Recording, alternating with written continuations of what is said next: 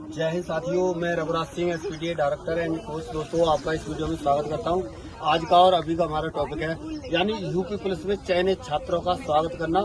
दूसरा, मेडिकल वगैरह सब कुछ होने के बाद में यहाँ पर क्या है, ये हवन प्रक्रिया रखी गई थी। ये दिखाओ जरा इधर, ये हवन प्रक्रिया रखी गई है यहाँ पर। उसके बाद में तो ये बच्चों का थोड़ा सा ये वीडियो आपको आपके मोटिवेशन के लिए थोड़ा बनाया जा रहा है। और इस वीडियो के अंदर आप जो इस तरह से जानेंगे कि इन्होंने इनके सामने क्या परेशानियां आई, क्या दिक्कत आई, और इनसे आपको सीखने को भी मिलेगा।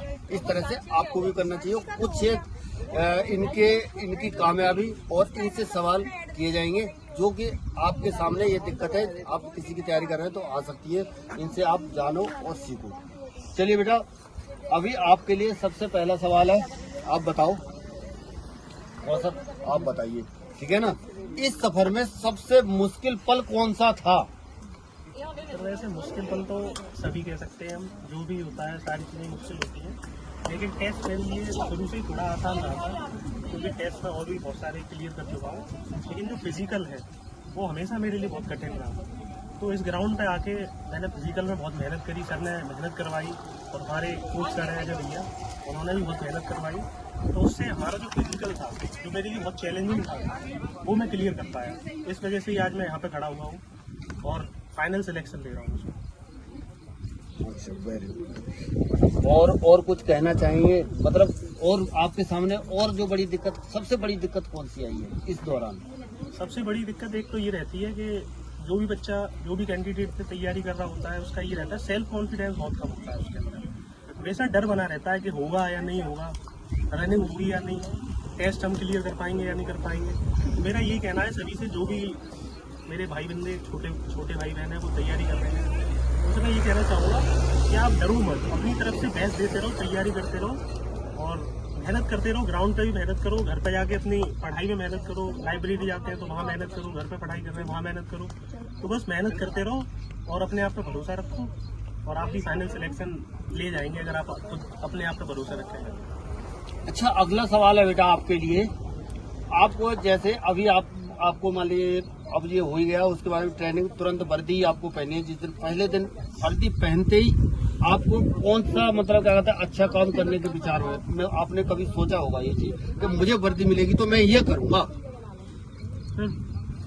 पहली बात तो अभी तक बहुत मेहनत करके आए हैं, तो आगे भी ट्रेनिंग में मेहनत करनी है, और वर्दी मिलने के बाद ट्रेनिंग में अपना बेस्ट देना है। पर जब भी पोस्टिंग होगी उसके बाद यही सोचा है कि जिनके साथ गलत होता है कोशिश करेंगे, बहुत बड़ी पोस्ट तो नहीं है, पर जितना भी हो सकेगा लोगों को सपोर्ट करेंगे और अपने देश के लिए काम करेंगे। Very good. मतलब कहने का ये होगा, अन्याय से लोगों को बचाएंगे और जो है क्या कहता है, गरीबों की रक्षा करेंगे। जितना हमसे हो सकता है अत्याचार किसी के साथ ना हो, ये करना चाहिए आपको भी, जो इस वीडियो को देख रहा है, ठीक है ना। अगला सवाल है बेटा, आपकी सफलता का सबसे बड़ा श्रेय किसको जाता है? तो सबसे बड़ा श्रेय एक तो हमारे जो घर वाले होते हैं, मम्मी पापा होते हैं, बहन भाई होते हैं, हमारे गुरुजन होते हैं, हमारे सर हैं। तो इन सब के आशीर्वाद से ही अभी यहाँ तक मैं पहुँचा हूँ, और आगे भी इन सब के आशीर्वाद से और मेहनत करूँगा और अच्छी पोस्ट पर जाने की मेरी कोशिश रहेगी। तो सबसे बड़ा हाथ मैं कहूँ तो माता पिता का और गुरुजनों का मेरे ऊपर सबसे बड़ा हाथ था बेटा। हाँ चलो, अभी आपसे आखिरी सवाल है। यदि इस सभी का निचोड़ निकाला जाए और यदि आप एक लाइन में बोलें तो इसको क्या कहेंगे? इस सब का से निचोड़ निकाला जाए तो एक लाइन में मैं ये कहूँगा कि आप मेहनत करते रहें, सफलता आपके पास जरूर आएगी। बस इतना ही कहना चाहिए। Very good. सफलता आपको कहने का मतलब जरूर मिलेगी, है ना। और बेटा अभी आपके लिए सवाल है, ठीक है ना।